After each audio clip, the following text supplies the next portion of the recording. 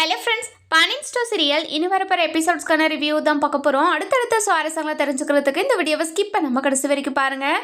பாண்டியன் குடும்பத்தில் இருக்கிற எல்லாருமே மயில் குடும்பத்து மேலே பயங்கர கோவத்தில் இருக்காங்க. இந்த பக்கம் பார்த்தீங்கன்னா நம்ம பாக்கியம் இருந்துட்டு மயிலோட வாழ்க்கையை எப்படி சரி பண்ணுறது அப்படின்னு யோசிச்சுக்கிட்டே இருக்காங்க. இனிமே மயிலோட வாழ்க்கை இப்படியே தான் இருக்கும் போல், இனிமே நம்ம கூட தான் இருப்பா அப்படின்னு சொல்லி ரொம்ப வருத்தப்பட்டுக்கிட்டே இருக்காங்க. அந்த நேரம் பார்த்து அப்போ தான் நம்ம பாக்கியத்துக்கு ஞானமே வருது. நம்ம பண்ணதெல்லாம் ரொம்ப பெரிய தப்பு, அவங்கக்கிட்ட மன்னிப்பு கேட்கணும், நம்ம பொண்ணை ஏற்றுக்கிறாங்களோ இல்லையோ நம்ம பண்ண தப்புக்கெல்லாம் போய் மன்னிப்பு கேட்டு வந்துடணும் அப்படின்னு நம்ம மயில்கிட்ட போயிட்டு இங்கே பாரு மயில், வா மயில் போகலாம் அப்படின்னு சொல்லி கூப்பிடவும், மாணிக்கம் இருந்துட்டு இங்கே பாரு பாக்கியம், எங்கே மயிலை கூப்பிடுற அப்படின்னு சொல்லி கேட்கவும், இங்கே பாருங்கம்மா, நான் இந்த வீட்டை விட்டு எங்கேயுமே போக மாட்டோமா, நான் இங்கே தான் இருப்பேன் அப்படின்னு சொல்லி ஒரு பக்கம் மயில் சொல்லவும், இங்கே பாரு மயில், நான் உன்னை எங்கேயுமே வெளியெல்லாம் அனுப்ப மாட்டேன், என்னை மன்னிச்சிரு அம்மா இப்படியெல்லாம் நடந்துக்கிடுறதுக்கு அப்படின்னு சொல்கிறாங்க. மா என்னம்மா சொல்கிற நீ, இங்கே பாருமையில், நம்ம பண்ண தப்புக்கெல்லாம் உங்கள் மாமியார் குடும்பத்துக்கு கிட்டே போயிட்டு நம்ம மன்னிப்பு கேட்டுட்டு வரலாம் வா அப்படின்னு சொல்லி கூப்பிட்றாங்க. கூப்பிட்ட உடனே நம்ம மயிலுக்கு பயங்கரமாக ஷாக் ஆகிடுது. என்னம்மா நீ ஏன் இப்படியெல்லாம் பேசிக்கிட்டு இருக்க அப்படின்னு சொல்லி கேட்கவும், இங்கே பாருமையில், நான் பண்ணதெல்லாம் ரொம்ப பெரிய தப்புன்னு நான் இப்போ தான் உணர்ந்திருக்கேன், அதனால் நம்ம போயிட்டு மன்னிப்பு கேட்போம், அவங்க ஏற்றுக்கிட்டோம், இல்லைன்னா பரவாயில்ல, நம்ம பண்ணது தப்பு, அதுக்கு தண்டனையாக இதை நம்ம அனுபவிச்சுக்கலாம் விடு அப்படின்னு சொல்லி கூட்டிகிட்டு போகிறாங்க. போன உடனேயே நம்ம பாக்கியத்தையும் மயிலையும் பார்த்த பாண்டியன் குடும்பத்தில் இருக்கிற எல்லாருமே பயங்கர கோவத்தோடு இவங்களாம் எதுக்கு வராங்க அப்படின்னு சொல்லி யோசிச்சுக்கிட்டு இருக்காங்க. அதுக்கப்புறம் நம்ம குழலி இருந்துட்டு, வாங்க வாங்க, உங்களை தான் நான் எதிர்பார்த்துக்கிட்டு இருந்தேன், கண்டிப்பாக நீங்கள் வருவீங்கன்னு எனக்கு தெரியும்.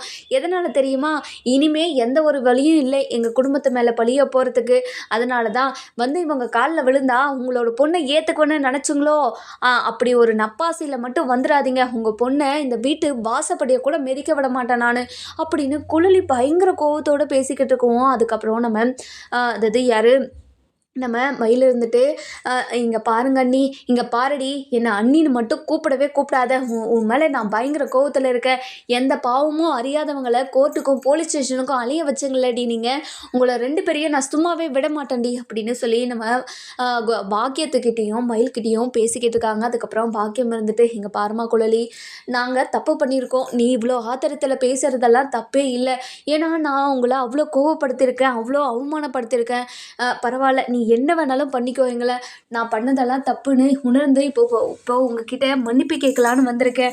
ஐயோ, நீங்கள் உணர்ந்துட்டீங்க மட்டும் சொல்லவே சொல்லாதீங்க, எப்படி உணர்ந்துப்பீங்க, இனிமேல் நம்ம பொண்ணு வாழ்க்கையை சரி பண்ணுறதுக்கு வழியே இல்லையே, இப்போது என்னென்னமோ பண்ணி பார்த்துட்டோம், அவங்க நம்ம பக்கம் வர மாதிரி தெரியல, அதனால அவங்க காலில் விழுந்தா நம்ம பொண்ணை ஏற்றுப்பாங்கன்னு நினச்சிக்கிட்டு வந்தீங்களோ, இங்கே பாரு குழலி, நான் அதுக்காகலாம் வரல, நீங்கள் என்னோடய பொண்ணை ஏற்றுக்கோங்கன்றதுக்காகலாம் நான் இங்கே வரல, நாங்கள் பண்ண தப்புக்கெல்லாம் மன்னிப்பு கேட்டுட்டு போகலான் தான் வந்தேன், உங்ககிட்ட எல்லாருக்கிட்டேயும் நான் மன்னிப்பு கேட்டுக்கிறேன். இங்கே பாருப்பா மாப்பிள்ளை, உங்களை நான் ரொம்ப கஷ்டப்படுத்தியிருக்கேன், உங்கள் நம்பிக்கையே என்னோடய பொண்ணை வந்து உடைக்க வச்சுருக்கேன், அது எல்லாத்துக்குமே காரணம் நான் மட்டும்தான், என் பொண்ணு ஏற்கனவே என்கிட்ட எத்தனையோ முறை சொல்லியிருக்கா, இதெல்லாம் வேண்டாமா, நான் எல்லா உண்மையும் என்னோடய குடும்பத்தில் இருக்கிறவங்க கிட்ட சொல்லிடுறேம்மான்னு எத்தனையோ முறை சொல்லியிருக்கா, ஆனால் அவகிட்ட நான் தான் உன்னோட வாழ்க்கை இந்த உண்மையெல்லாம் சொன்னால் போயிடும் அப்படின்னு சொல்லியே அவளை இந்த அளவுக்கு நான் கொண்டு வந்துட்டேன், அது எல்லாத்துக்குமே காரணம் நான் தான், உங்கள் காலில் விழுந்து மன்னிப்பு கேட்குற மாப்பிள்ள அப்படின்னு காலில் விழுந்துடுறாங்க. விழுந்த உடனேயே நம்ம அதாவது சரவணன் வந்துட்டு ஒரு மாதிரி கோவத்தில் திரும்பிக்கிறாரு. அதுக்கப்புறம் என்ன போய் பாண்டியன்கிட்டேயும் கோமதிக்கிட்டேயும், இங்கே பாருங்கள் சம்மந்தி, நீங்கள் என்ன ஏதுன்னு விசாரிக்காமல் கூட என்னோட பொண்ணை கல்யாணம் பண்ணிக்கிட்டீங்க, நீங்கள் என்கிட்ட நகை கேட்கல, வயசு விஷயத்த கேட்கல, படிப்பு விஷயத்தில் கேட்கல, எதுவுமே கேட்கல, ஆனால் நானாக தான் இது எல்லாத்திலுமே பொய் சொல்லிட்டேன், என் பொண்ணு உங்கள் வீட்டுக்கு வந்தால் ஒரு மரியாதை இருப்பாளேன்றதுக்காக தான் இப்படியெல்லாம் ஒரு பொய் சொல்லிட்டேனே தவிர வேறு எதுக்காகவும் இல்லைங்க சம்மந்தி, என்னை மன்னிச்சிருங்க, அது எவ்வளோ பெரிய தப்புன்னு இப்போ நான் புரிஞ்சுக்கிட்டேன், இனிமேல் இப்படி ஒரு தப்பை நான் பண்ணவே மாட்டேன், நீங்கள் எங்களுக்கு இவ்வளோ பெரிய தண்டனை கொடுத்தது கரெக்டு தான், நாங்கள் இந்த தண்டனையை ஏற்றுக்கிறோம் அப்படின்னு சொல்கிறாங்க. இதை கேட்டுட்டு நம்ம கோமதி வந்துட்டு, இங்கே பாருங்கள், இந்த மாதிரி பச்சை நடிப்பெல்லாம் நடிச்சுக்கிட்டு இருக்காதீங்க, உங்களை பற்றி எனக்கு எல்லாமே தெரிஞ்சிருந்தோம், நீங்கள் இந்த மாதிரி பேசினா நான் நம்பிடணும்னு வந்து பேசிக்கிட்டு இருக்கேங்க பார்த்தீங்களா, அதெல்லாம் ரொம்பவே காமெடியாக இருக்குது அப்படின்னு சொல்லி கோமதி ஒரு பக்கமும், அதுக்கப்புறம் என்ன நம்ம பாக்கியம் இருந்துட்டு ரொம்பவே அழுதுகிட்டே, "இங்க பாருங்க சம்மந்தி, நான் பண்ணதெல்லாம் தப்பு தான். என்ன மன்னிச்சிருங்க" அப்படின்னு சொல்லிட்டு பாண்டியன் கால்லையும், கோமதி கால்லையும் விழுந்துடுறாங்க. விழுந்த உடனே நம்ம கோமதி இருந்துட்டு, "இங்க பாருங்க, நீங்க என்னதான் தப்பு பண்ணியிருந்தாலும் எதுக்காக நீங்க கால்ல விழுறீங்க? கால்லலாம் விழாதீங்க" அப்படின்னு சொல்லிட்டு பாண்டியன் மேல தூக்கி விடுறாங்க. விட்ட உடனே நம்ம அது மயில் இருந்துட்டு, "இங்க பாருங்க மாமா, நம்ம குடும்பத்துக்கு என்னைக்குமே நான் துரோகம் நெனச்சதே கிடையாது. என்னோட அப்பா, அம்மா சொன்ன பொய்ய மறைக்கிறதுக்காக ஏகப்பட்ட பொய்ய உங்ககிட்ட சொல்லிட்டேன். அது தவிர இதுவரைக்கும் உங்க குடும்பத்துக்கு நான் எதுவுமே எந்த ஒரு துரோகத்தையுமே பண்ணதில்ல. நம்ம குடும்பம் நல்லா இருக்கணும்னு மட்டும் தான் நெனச்சிருக்கேன். இங்க பாருங்க மாமா, நீங்க, அத்தை, மாமா இந்த வீட்ல இருக்கிற ஒவ்வொருத்தரையும் எனக்கு ரொம்ப பிடிக்கும். அவங்கள நான் ரொம்ப நல்லா பார்த்துக்கிட்டதுக்கும் பார்த்துக்கிட்டதும் அவங்கள புடிச்சதுனால மட்டும் தான். இப்போ நான் நடிக்கிறேன்னு மட்டும் சொல்லிடாதீங்க மாமா. என்னோட அம்மா பொய் அதாவது என்னோட அம்மா சொன்ன பொய்க்காக நான் உங்ககிட்ட மன்னிப்பு கேட்டுக்கிறேன்" அப்படின்னு சொல்லிட்டு எல்லார்கிட்டயும் மன்னிப்பு கேட்டுட்டு கிளம்புறாங்க. அதுக்கப்புறம் என்ன, நம்ம குழல் இருந்துட்டு, "இங்க பாருடா சரவணா, இவங்க இப்படி பேசுகிறாங்களேன்னு சொல்லிட்டு நீ நம்பிடாதடா. இவங்கெல்லாம் பாம்புடா, பாம்பு எப்போ விஷத்தை கக்குமே தெரியாது. அந்த மாதிரிடா இவங்கெல்லாம்" அப்படின்னு சொல்லி நம்ம குழல் இருந்துட்டு சரவணன்கிட்ட சொல்லவும், சரவணன் இருந்துட்டு, "இங்க பாருங்கக்கா, இனிமே என்னோட வாழ்க்கை எங்கே போய் முடியும்னு எனக்கு தெரியல. இவங்க இவ்வளோ பெரிய தப்பு பண்ணிட்டாங்க தான். நான் இல்லைன்னெல்லாம் சொல்லலை. ஜெயிலுக்கு, கோர்ட்டுக்குன்னு எல்லா இடத்துலையும் இழுத்து விட்டுட்டாங்க. ஆனால் எனக்கு இப்போ தான் ஒன்று புரியுது. இங்கே பாருங்க, அவங்க பொண்ணோட வாழ்க்கையை காப்பாற்றுறதுக்காக இதுவரைக்கும் போயிருக்காங்க.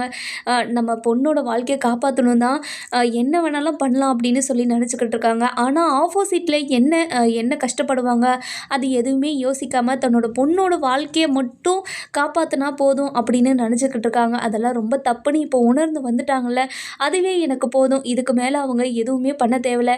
இங்கே பாரு மயிலு, நீ தான் என்னோட உயிர், நீ தான் என்னோட உலகம்னு நான் உன்னை கல்யாணம் பண்ணதுலேருந்து உன்னோட உண்மை தெரியாத வரைக்கும் நினச்சிக்கிட்டு இருந்தேன். ஆனால் இப்போது நீ எல்லா உண்மையையும் நான் தான் பண்ணேன்னு சொல்லி போலீஸ் ஸ்டேஷனில் எப்போ சொன்னியோ அப்பயே உன் மேலே கொஞ்சம் கரிசனை வந்துருச்சு எனக்கு.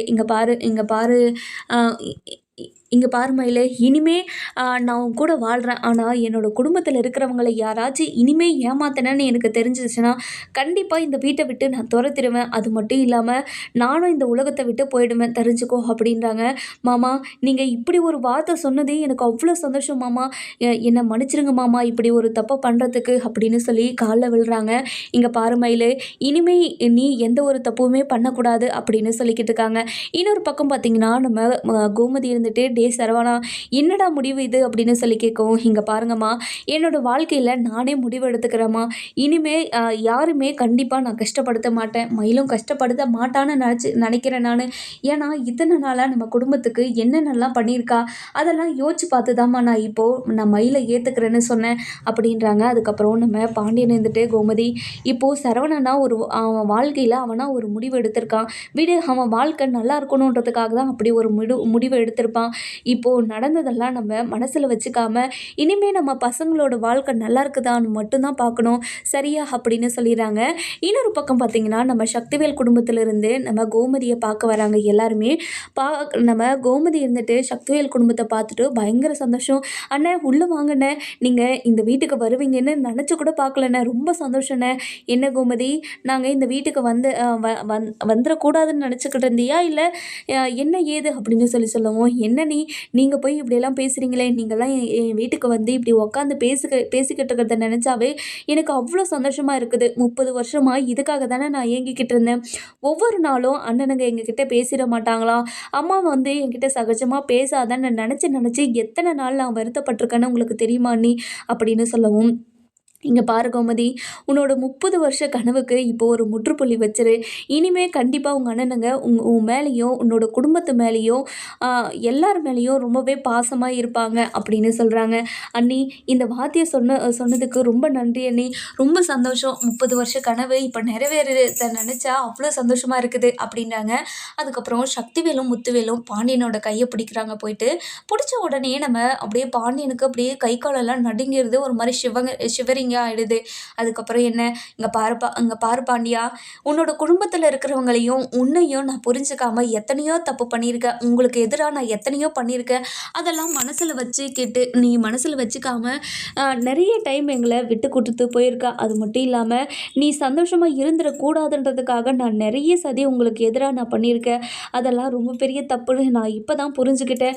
என்னை மன்னிச்சிரு பாண்டியா அப்படின்னு சொல்லி நம்ம முத்துவேலும் சக்திவேலும் பாண்டியன் கிட்ட கேட்கவும், பாண்டியன் இருந்துட்டு, என்ன நீங்கள் போயிட்டு இப்படியெல்லாம் கேட்குறீங்க, நீ இப்படியெல்லாம் கேட்காதீங்க, நீங்கள் புரிஞ்சுக்கிட்டதே எனக்கு அவ்வளோ பெரிய சந்தோஷம்தான், நீங்கள் மன்னிப்பு எல்லாம் கேட்க வேண்டிய அவசியமெல்லாம் இல்லை அப்படின்னு சொல்லிடுறாங்க. அதுக்கப்புறம் கோமதி இருந்துட்டு, டே சரவணா, ரொம்ப சந்தோஷமாக இருக்குதுடா, நல்லதுலேயும் ஒரு கெட்டது நடக்கும்னு சொல்லுவாங்கள்ல, அந்த மாதிரி தான்டா நான் போலீஸ் ஸ்டேஷனை போனதுனால தான்டா என்னோட அண்ணனுங்க என்னை ஏற்றுக்கிட்டாங்க. அண்ணனுங்க ஏற்றுக்கிறத நினச்சி நான் ரொம்ப சந்தோஷமாக இருக்கேன்டா. வாழ்க்கை முழுக்க இதை நினச்சி நான் ரொம்ப சந்தோஷமாக இருப்பேன். 30 வருஷ கனவு இப்போ ஜெயிலுக்கு போயிட்டு வந்ததும் அந்த கனவே நிறைவேறிடுச்சு அப்படின்னு சொல்லி பயங்கர சந்தோஷமாக இருக்காங்க. அதுக்கப்புறம் நம்ம சரவணன் வந்துட்டு, அம்மா இது எல்லாமே மயிலால் தான்மா, மயில் இவ்வளோ பிரச்சனை பண்ணதுனால தானே உங்களோட அண்ணனுங்க 2 பேரும் உங்களை வந்து காப்பாற்றினாங்க. அப்படி தானேம்மா நம்ம குடும்பத்தையே ஏற்றுக்கிட்டாங்க அப்படின்னு சொல்லவும், இங்கே பாருடா சரவணா, அதுக்காக மயில் பண்ணதெல்லாம் தப்பு இல்லைன்னு ஆயிடாதில்ல. இங்கே பாருமா, நானும் அப்படியெல்லாம் சொல்லலைம்மா, அவள் பண்ணதும் தப்பு தான். அது எல்லாத்தையும் மறந்து இப்போ உங்ககிட்ட மன்னிப்பு கேட்குறாள்.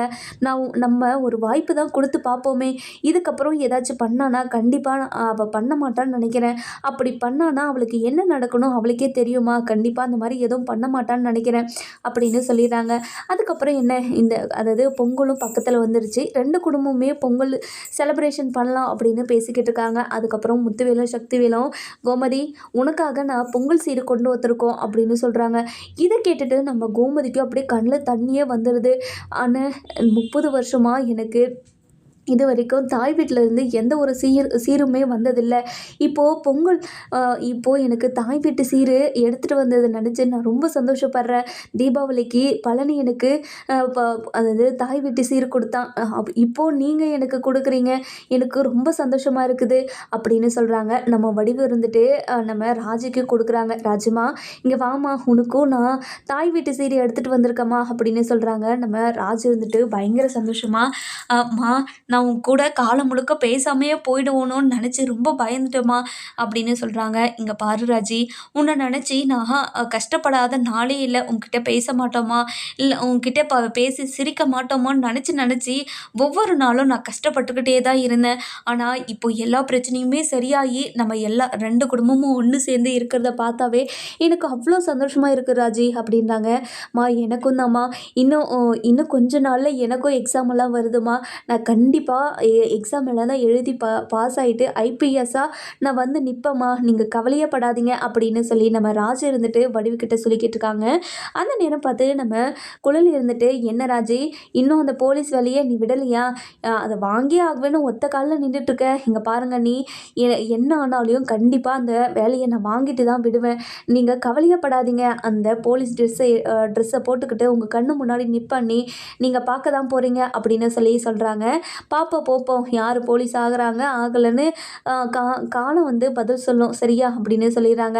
இன்னொரு பக்கம் பார்த்திங்கன்னா நம்ம பாக்கியம் குடும்பத்தில் இருக்கிற எல்லாருமே வெளியே வந்து நின்றுட்டுருக்காங்க. நின்ற உடனே நம்ம பாண்டியன் இருந்துட்டு, வாங்க உள்ளே வாங்க அப்படின்னு சொல்லி மரியாதையாக கூப்பிடவும், இதை பார்த்துட்டு இருந்தேன் நம்ம அதாவது யார் பாக்கியத்துக்கும் சரி மாணிக்கமும் சரி ரொம்பவே மனசுடைஞ்சு போயிடுறாங்க. இங்கே பாருங்கள் சம்மந்தி, உங்களை நாங்கள் ரொம்ப கஷ்டப்படுத்திட்டோம், எங்களை மன்னிச்சிருங்க சம்மந்தி அப்படின்னு பட்டுன்னு காலில் விழுந்துடுறாங்க. விழுந்த உடனேயே நம்ம கோமதிக்கும் சரி பாண்டியனுக்கும் சரி என்ன பண்ணுறதுனே தெரியல. நேற்று தானே இந்த மாதிரி பண்ணீங்க, இந்த மாதிரி பண்ணக்கூடாதுன்னு நேற்றே உங்ககிட்ட சொன்னல, எதுக்காக திரும்ப இந்த மாதிரி பண்ணிக்கிட்டே இருக்கீங்க, இந்த மாதிரிலாம் பண்ணாதீங்க, நீங்கள் இவ்வளோ பெரிய மனுஷங்களாகி இன்னொருத்தர் காலில் விழக்கூடாது, அது ரொம்ப பெரிய தப்பு அப்படின்னு சொல்லிட்டு நம்ம பாண்டியன் சொல்லிக்கிட்டு இருக்கவும், இங்கே பாருங்கள் சம்மந்தி, உங்கள் பெரிய மனசுக்கு முன்னாடி யாருமே நிற்க முடியாது சம்மந்தி. நாங்கள் பண்ண தப்ப வேறு யாராச்சும் பண்ணியிருந்தாங்கன்னா கண்டிப்பாக எங்களை வீட்டை விட்டு தான் துரத்திருப்பாங்களே தவிர உங்களை மாதிரி இப்படி நடு வீட்டில் உட்கார வச்சிருக்க மாட்டாங்க. உங்களுக்கு அவ்வளோ பெரிய மனசு சம்மந்தி. என்னை மன்னிச்சிருங்க சம்மந்தி உங்கள் குடும்பத்தை கஷ்டப்படுத்துனதுக்காக அப்படின்னு சொல்லவும், இங்கே பாருங்கள் சம்மந்தி, ஏதாச்சும் ஒன்று நடக்குதுன்னா கண்டிப்பாக அது ஏதாவது ஒரு காரணத்துக்காக தான் நடக்கும். நீங்கள் ஜெயிலுக்கு அனுப்புனதுனால தானே இவங்க அண்ணனுங்க இவ கூட வந்து சேர்ந்தாங்க. இவ 30 வருஷ கனவும் நிறைவேறுச்சு. இதை நினச்சி இவ ஒவ்வொரு நாளும் எவ்வளோ சந்தோஷப்பட்டுக்கிட்டு இருக்கான்னு எனக்கு மட்டும்தான் தெரியும். நீங்கள் இதை நினச்செல்லாம் கஷ்டப்படாதீங்க. இனிமேல் உங்கள் பொண்ணு உங்களோட வாழ்க்கையை எப்படி நீங்கள் சந்தோஷமாக கொண்டு போகிறதுன்னு மட்டும் யோசிங்க அப்படின்னு சொல்லிடுறாங்க. அதுக்கப்புறம் என்ன நம்ம கோமதி இருந்துட்டு அடுத்த நாள் வந்து பொங்கல் கொண்டாடுறதுக்காக எல்லா ஏற்பாடும் பண்ணிக்கிட்டு இருக்காங்க. நம்ம மீனா இருந்துட்டு தன்னோட அப்பா அம்மாவை இன்வைட் பண்ணுறாங்க. இன்வைட் பண்ண உடனே தன்னோட மீனாவோட அப்பா அம்மாவும் வந்துடுறாங்க. வந்த உடனே, என்ன மீனா பொங்கல் எல்லாம் ஜோராக இருக்கா? உன்னை அந்த வீட்டுக்கு வர சொன்னால் வரவே மாட்டேங்கிற. நான் தான் உன்னை வந்து பார்த்துட்டு போகிற மாதிரி இருக்குது. ஏன் மீனா இந்த மாதிரிலாம் பண்ணுற அப்படின்னு சொல்லி கேட்கவும், இங்கே பாருங்கப்பா, இந்த வீட்டில் எவ்வளோ பேர் இருக்காங்கன்னு பாருங்கப்பா. இந்த வீடே நிறைஞ்சு போயிருக்கு. இவங்களெல்லாம் பார்த்தா எப்படிப்பா தனியாக போகணும்னு எண்ணம் வரும்? அப்படி எண்ணம் வரவே வராதுப்பா. ப்ளீஸ் நான் இங்கவே இருக்கேன்ப்பா அப்படின்னு சொல்கிறாங்க. இங்கே பாரு மீனா அப்படின்னு சொல்லவும், இங்கே பாருங்கப்பா, இனிமேல் இதை பற்றி நம்ம பேச தேவையில்லப்பா. எனக்கு தனியாக போகணுன்னு விருப்பம் இருந்தால் கண்டிப்பாக நான் உங்ககிட்ட சொல்கிறேன். அதுக்கப்புறம் நானே என்னோட அத்தைக்கிட்டேயும் மாமாக்கிட்டேயும் சொல்லி கண்டிப்பாக நானே தனியாக போயிடுவேன். ஆனால் இந்த குடும்பத்தை விட்டு எனக்கு தனியாக போகணுன்ற எண்ணம் வரவே இல்லை அப்பா. இனிமேல் இதை பற்றி நம்ம யாரும் பேச தேவையில்ல, சரியா அப்படின்னு சொல்கிறாங்க. இங்கே பாருப்பா மீனா, இந்த காலத்தில் தனியாக இருந்தால் மட்டும்தாம்மா நம்ம 4 காசு சேர்த்த முடியும். இல்லைனா கண்டிப்பாக நம்ம கையில் காசுன்னு ஒன்று இருக்கவே இருக்காதுமா. கூட்டத்தோட கூட்டமாக நீ செலவு பண்ணிக்கிட்டே தான் இருக்கணும் அப்படின்னு நம்ம மீனா கிட்டே சொல்லவும், மீனா இருந்துட்டு, இங்கே பாருங்கப்பா, கூட்டு குடும்பத்தில் இருக்கிற சந்தோஷமும் அன்பும் பாசமும் உங்களுக்கு புரிய மாட்டேங்குதுப்பா. நீங்கள் அதை அனுபவிச்சிருந்தா கண்டிப்பாக அது புரிஞ்சிருக்கும். இந்த குடும்பத்தில் இருக்கிற எல்லாருமே ஒருத்தர் மேலே ஒருத்தர் அவ்வளோ சந்தோஷமாகவும் பாசமாகவும் ஒத்துமையாகவும் இருக்கிறாங்கப்பா. அவங்களெல்லாம் பார்த்து நீங்கள் கற்றுக்கோங்கப்பா. ஏன்ப்பா இப்படியெல்லாம் பேசிக்கிட்டு இருக்கீங்க? இனிமேல் இந்த மாதிரி பேசுகிற வேலை வேண்டாம், வாங்கப்பா நீங்கள் உள்ள அப்படின்னு சொல்லி கூப்பிட்டு போடுறாங்க. அதுக்கப்புறம் மீனாவோட அப்பா அம்மா இருந்துட்டு, இனிமேல் இவக்கிட்ட பேசி பிரயோஜனமே கிடையாது, அவளுக்கு காலம் பதில் சொல்லும். அதுக்கப்புறம் கண்டிப்பாக அவளையே நம்மக்கிட்ட வந்து சொல்லுவா, நான் அப்போவே இதை பண்ணியிருந்தா ஆயிருக்கணும்னு சொல்லிட்டு. இப்போதைக்கு நம்ம அவகிட்ட எதுவுமே பேசக்கூடாது, நீங்கள் அமைதியாக இருங்க அப்படின்னு சொல்லிடுறாங்க. அதுக்கப்புறம் என்ன, நம்ம ராஜ் இருந்துட்டு பயங்கர சந்தோஷமாக மீனா கிட்ட வந்து, அக்கா, என்னோட கல்யாணம் ஆனதுலேருந்து என்னோட பிறந்த வீட்டுக்கு போக மாட்டேனா செய்ய மாட்டேனான்னு சொல்லிட்டு அவ்வளோ ஆசையாக இருந்தேக்கா. ஆனால் இப்போ எல்லாமே நடந்துருச்சுக்கா. எங்கள் 2 பேரையும் அவங்க ஏற்றுக்கிட்டாங்கக்கா அப்படின்னு சொல்லி பயங்கர சந்தோஷமாக சொல்லவும், இங்கே பாரு ராஜிமா, நீ இவ்வளோ சந்தோஷமாக இருக்கிறத பார்த்துட்டு எனக்கும் ரொம்ப சந்தோஷமாக இருக்குது. நீ எப்போவுமே இதே மாதிரி இருக்கணும். உன்னோட முகமும் சரி, உன்னோட உடம்பும் சரி, அதாவது சந்தோஷமாக இருக்கணும், சரியா அப்படின்னு சொல்லிட்டு வாழ்த்துறாங்க. இன்னொரு பக்கம் பார்த்திங்கன்னா, நம்ம கோமதி இருந்துட்டு தன்னோட வீட்டில் இவ்வளோ பெரிய குடும்பம் இருக்கிறத பார்த்து அவ்வளோ சந்தோஷமாக இருக்காங்க. காந்திமதி இருந்துட்டு கோமதி கிட்டே, இங்கே பாரு கோமதி, ரொம்ப சந்தோஷமாக இருக்குது கோமதி. இந்த ஒரு பொங்கல் பண்டிகையை நம்ம எல்லாருமே சேர்ந்து ஒன்றா கொண்டாடுவோம்னு நினச்சி கூட பார்க்கல. எனக்கு அவ்வளோ சந்தோஷமாக இருக்குது. இங்கே பாரு கோமதி, இனிமேல் நம்ம குடும்பம் நல்லது கெட்டதுன்னு சொல்லிட்டு நம்ம அங்குக்கும் இங்குக்கும் வந்துட்டு போயிட்டே இருப்போம்ல. ரொம்ப சந்தோஷமாக இருக்குது கோமதி அப்படின்னு சொல்கிறாங்க. இங்கே பாருங்கம்மா, என்னோடய 30 வருஷ கனவு இப்போ நிறைவேறிருக்கு. நான் எப்படிம்மா சந்தோஷம் இல்லாமல் இருப்பேன்? ரொம்ப சந்தோஷமாக இருக்கிறேம்மா அப்படின்னு சொல்லிட்டு கோமதி ஒரு பக்கமும், பாண்டியன் இருந்துட்டு கோமதி கிட்ட வந்து, என்ன கோமதி, என்னை கண்டுக்கவே மாட்டேங்கிற?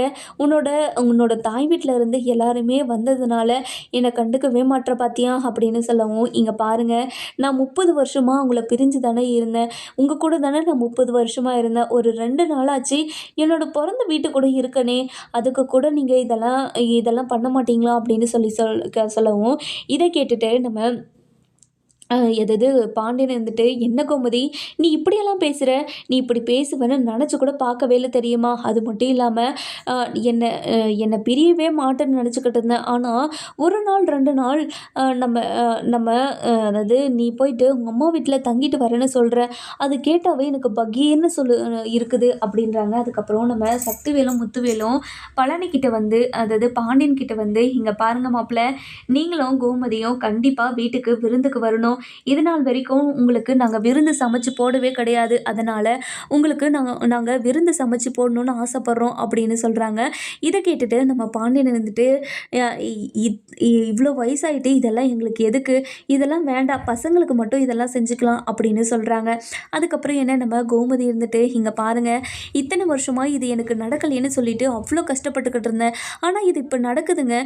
இத நம்ம ஏன் வேண்டான்னு சொல்லணும்? இங்க பாருங்க, இதெல்லாம் நான் அனுபவிக்கணும்னு ரொம்ப ஆசைப்பட்டேன். ஆனா, இப்ப நான் அனுபவிச்சே ஆகணும்" அப்படின்னு சொல்லிக்கிட்டு இருக்காங்க. அதுக்கப்புறம் நம்ம சரவணன் வந்துட்டு அதாவது யாரு நம்ம மயில் கிட்ட போயிட்டு, "என்ன மயிலு, எப்ப பாரு தனியாவே இருக்க?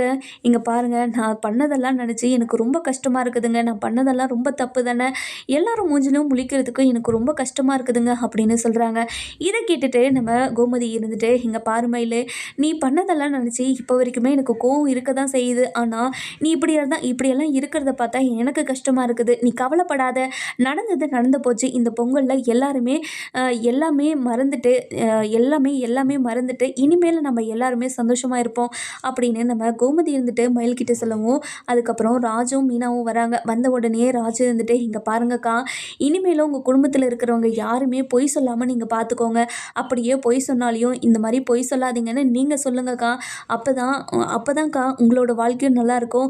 மத்தவங்களோட வாழ்க்கையும் நல்லாயிருக்கும்க்கா" அப்படின்னு சொல்றாங்க. அதுக்கப்புறம் மீனா இருந்துட்டு, "இங்க பாருங்கக்கா, உங்க வாழ்க்கை நல்லா இருக்கணுன்றதுக்காக உங்க கூட சேர்ந்து நாங்களும் ஒரு பொய்ய சொல்லிட்டோம். அந்த பொய்ய சொல்லிட்டோன்றதுக்காக அத்தையும், மாமாவும் எவ்ளோ கஷ்டப்பட்டாங்கன்னு தெரியுமா? இனிமே அந்த கஷ்டத்த யாருக்குமே நீங்க குடுக்கக்கூடாதுக்கா" அப்படின்னு சொல்றாங்க. "இங்க பாரு மீனா, ராஜி, என்ன நீங்க எல்லாருமே இப்படி ஏத்துப்பீங்கன்னு நெனச்சு கூட பார்க்கல. நான் கனவுல கூட நினைக்காத ஒரு விஷயம் இப்படி நடந்துக்கிட்டு இருக்கு. இது கனவா இல்ல நனவான்னு கூட எனக்கு தெரியல. அவ்ளோ சந்தோஷமா இருக்குது. ஆனா இந்த சந்தோஷத்த கொண்டாடுற அளவுக்கு நான் தகுதியானவளான்னு எனக்கு தெரியல. என்னோட அம்மா நாளைக்கு போலீஸ் ஸ்டேஷனுக்கு போயிட்டு கேஸ் எல்லாம் வாபஸ் வாங்குறேன்னு சொல்லுச்சு" அப்படின்றாங்க. இத கேட்டுட்டு நம்ம கோமதி இருந்துட்டு பயங்கர சந்தோஷமா, "இங்க பாரும்மா, இனிமே எந்த பிரச்சனை வந்தாலும் எங்கள போலீஸ் ஸ்டேஷனுக்கெல்லாம் இழுத்து விட்டுறாதம்மா. என்ன இருந்தாலும் பேசி தீர்த்துக்கலாம். போலீஸ் ஸ்டேஷனுக்கெல்லாம் என்னால போக முடியாது" அப்படின்னு சொல்லிடுறாங்க. "இங்க பாருங்க அத்த, நாங்க தெரியாம பண்ணிட்டோம் அத்த. என்ன மன்னிச்சிடுங்க அத்த" அப்படின்னு சொல்றாங்க. இன்னொரு பக்கம் பார்த்தீங்கன்னா, பொங்கலுக்கான எல்லா ஏற்பாடையும் பண்ணிக்கிட்டு இருக்காங்க. அதுக்கப்புறம் என்ன பொங்கல் அடுத்த நாள் காலையில எல்லாருமே எழுந்து குளிச்சு, முதல்ல பானைய வச்சுடுறாங்க. பானையில பொங்க வைக்கிறதுக்காக வச்சுடுறாங்க. பொங்க வச்ச உடனே இந்த பக்கம் பார்த்தீங்கன்னா, நம்ம கோமதி இருந்துட்டு பயங்கர சந்தோஷமா தான் குடும்பத்தில இருக்கிற எல்லாருமே, தாய் குடும்பத்தில இருக்கிற எல்லாருமே இருக்கிறத பார்த்துட்டு பயங்கர சந்தோஷம். பாண்டியன் கிட்ட போயிட்டு, "இங்க பாருங்க, இத்தனை வருஷமா இதுக்காக தானே நான் ஏங்கிக்கிட்டு இருந்தேன். இப்போ இது எல்லாமே சரியா இருந்து தான் பசங்களும் எல்லாருமே சந்தோஷமா இருக்காங்க. இத நினைச்சாவே எனக்கு அவ்வளோ சந்தோஷமா இருக்குங்க" அப்படின்னு சொல்றாங்க. அதுக்கப்புறம் என்ன பொங்கலெல்லாம் வச்சு முடிச்சிடுறாங்க. பொங்கல்னு கும்பிட்டு முடிச்சிடுறாங்க. முடிச்ச உடனேயே எல்லாருக்குமே சாப்பாடு இலைய போட்டு சாப்பாடு போட்டுட்ருக்காங்க. சாப்பிட்டு முடிச்ச உடனே எல்லாரும் பேசிக்கிட்டு இருக்காங்க. அந்த நேரம் பார்த்து நம்ம அதாவது யாரு நம்ம மயிலு, ராஜி, மீனா இவங்க 3 பேருக்குமே அப்படியே தல கிர்ருனுங்கிற மாரி இருக்குது. தலை சுத்தி கீழ விழுந்துடுறாங்க 3 பேருமே ஒரே நேரத்துல. அதுக்கப்புறம் என்ன இத பார்த்த நம்ம கோமதி இருந்துட்டு பயங்கர ஷாக்கோட, "ஐயய்யோ! என்னோட மருமகளுங்க எல்லாருமே மயக்கம் போட்டு விழுந்துட்டாங்களே! சாப்பாடுல ஏதாச்சும் கலந்திருப்பாங்களோ?" அப்படின்னு சொல்லி யோசிக்கிறாங்க. அதுக்கப்புறம் என்ன அ அ எல்லார் மூஞ்சிலயும் தண்ணி தெளிச்சு எழுப்பி விடுறாங்க. எழுப்பி விட்ட உடனேயே எல்லார்கிட்டயும் கேட்குறாங்க, "உங்களுக்கு என்னாச்சு?" அப்படின்னு சொல்லி கேட்கவும், எனக்கு ஏதோ மயக்கமா இருக்கு, வாந்தி வர மாரி இருக்குன்னு" 3 பேருமே ஒரே மாரி சொல்லவும், இதெல்லாம் கேட்டுட்டு வீட்ல இருக்கிற எல்லாருமே பயங்கர ஷாக் ஆயிடுறாங்க. அதுக்கப்புறம் என்ன அம் மீனா இருந்துட்டு, "இங்க பாருங்க, எங்கள ஹாஸ்பிட்டல் கூட்டிட்டு போய் இப்ப பாருங்க 3 பேருக்கும் ஒரே மாரி ஆயிருக்குன்னா, ஃபுட் பாய்சன் ஏதாச்சும் ஆயிருக்க போதுங்க" அப்படின்னு சொல்லிட்டு ஹாஸ்பிட்டல் கூட்டிட்டு போறாங்க. கூட்டிட்டு போன உடனே 3 பேருமே அட்மிட் பண்ணிடுறாங்க. பண்ணிட்ட உடனே டாக்டர் செக் பண்ணிட்டு பயங்கர சந்தோஷமா, "இங்க பாருங்க மேடம், உங்க 3 மருமகளும் மாசமா இருக்காங்க" அப்படின்னு சொல்லிடுறாங்க. இத கேட்டுட்டு நம்ம கோமதி இருந்துட்டு பயங்கரமா ஷாக் ஆயிடுறாங்க. "என்ன சொல்றீங்க நீங்க? நீங்க சொல்றது எல்லாமே உண்மையா?" அப்படின்னு சொல்லிட்டு நம்ம கோமதி பயங்கர ஷாக்ல கேட்கவும், ஆமா, ஆமாம் உங்கள் 3 மருமகளுமே ஒன்றா தான் மாசமாக இருக்காங்க அப்படின்னு சொல்கிறாங்க. இதை கேட்டுட்டு பயங்கர சந்தோஷத்தில் என்ன பண்ணுறதுனே தெரியல. என் 3 மருமகளும் ஒரே முட்டுக்கா மாசமாக இருக்கிறது என்னோட குடும்பத்தில் மட்டும்தான் இருக்கும் அப்படின்னு சொல்லிட்டு பயங்கர சந்தோஷமாக இருக்காங்க. அதுக்கப்புறம் என்ன நம்ம கோமதி வந்துட்டு பாண்டியனுக்கு கால் பண்ணுறாங்க. கால் பண்ண உடனே பாண்டியன் வந்துட்டு ஃபோன் எடுத்து சொல்லு கோமதி என்ன விஷயம் அப்படின்னு சொல்லி கேட்கவும், இங்கே இங்கே பாருங்கள் நம்ம மருமகளுங்க 3 பேருமே மாசமாக இருக்காங்களாங்க அப்படின்னு சொல்லிட்டு பயங்கர சந்தோஷமாக சொல்லவும், என்ன கோமதி சொல்கிற 3 பேருமேவா அப்படின்னு கேட்குறாங்க. ஆமாங்க 3 பேருமே ஒரே நேரத்தில் உண்டாயிருக்காங்கங்க அப்படின்னு சொல்லிடுறாங்க. அதுக்கப்புறம் என்ன 3 குடும்பத்தில் இருந்தும் அப்பா அம்மா வந்துட்டு ரொம்பவே சந்தோஷமாக இந்த மொமெண்ட்டை என்ஜாய் பண்ணிக்கிட்டு இருக்காங்க. அதுக்கப்புறம் என்ன 3 பேருமே வீட்டுக்கு வந்துடுறாங்க. வீட்டுக்கு வந்த உடனே இந்த 3 பேருமே மாசமானதுனால அந்த செலிப்ரேஷனை ஆரம்பிக்கிறாங்க. அதுக்கப்புறம் நம்ம முத்துவேலும் சக்திவேலும் பயங்கர சந்தோஷமாக கோமதி கிட்ட வந்து, என்ன கோமதி 3 மருமகளுமே ஒன்றா மாசமாயிட்டாங்க, இதை நினச்சி நீ ரொம்ப சந்தோஷமாக இருக்க போல் அப்படின்னுறாங்க. இங்கே பாருங்கண்ணே, நீங்கள் எல்லாருமே என் கூட சேர்ந்த நேரம் தானே என் குடும்பத்தில் ஒவ்வொன்றா சந்தோஷமாக நடந்துக்கிட்டே இருக்குது, இனிமேல் என்னை விட்டு நீங்கள் போயிடாதீங்கண்ணே அப்படின்னு சொல்லவும், இங்கே பாரு கோமதி இத்தனை வருஷமாக உங்களை 2 பேரையும் நான் புரிஞ்சுக்காமல் இருந்ததை நினச்சி நான் ரொம்ப வருத்தப்பட்டுக்கிட்டு இருக்கேன், என்னை மன்னிச்சிரு அப்படின்னு சொல்லிட்டு கோமதி கிட்ட மன்னிப்பு கேட்கவும், கோமதி இருந்துட்டு இங்கே பாருங்கண்ணே இனிமே என்னை வந்து என்னை புரிஞ்சுக்காம நீங்கள் பண்ணதை நினச்சி நான் வருத்தப்படலை, இப்போ என்னை புரிஞ்சுக்கிட்டீங்கல்ல அதுவே ரொம்ப சந்தோஷம் அப்படின்னு சொல்லிக்கிட்டு இருக்காங்க. ஒட்டுமொத்த குடும்பமே பயங்கர சந்தோஷமாக இருக்காங்க. இந்த எல்லா குடும்பமும் ஒன்று சேர்ந்ததை நினச்சி. அதுக்கப்புறம் என்ன நம்ம பாண்டியன் வந்துட்டு தான் வீட்டில் இவ்வளோ பேர் இருக்கிறத பார்த்துட்டு பயங்கர சந்தோஷம். ஏன்னா பாண்டியனுக்கு எல்லா குடும்பமும் ஒன்று சேர்ந்து இருக்கிறத நினச்சி தான் சந்தோஷமே. இந்த கதையை வந்து இதோட முடிக்கிறாங்க. இதுக்கப்புறம் இந்த கதையில் என்ன நடக்குதுன்னு சொல்லிட்டு நம்ம வர எபிசோடில் பார்க்கலாம். இந்த வீடியோ உங்களுக்கு பிடிச்சிருந்தா லைக் பண்ணுங்கள், சப்ஸ்கிரைப் பண்ணுங்கள், மறக்காமல் பெல் ஐகானையும் கிளிக் பண்ணிக்கோங்க.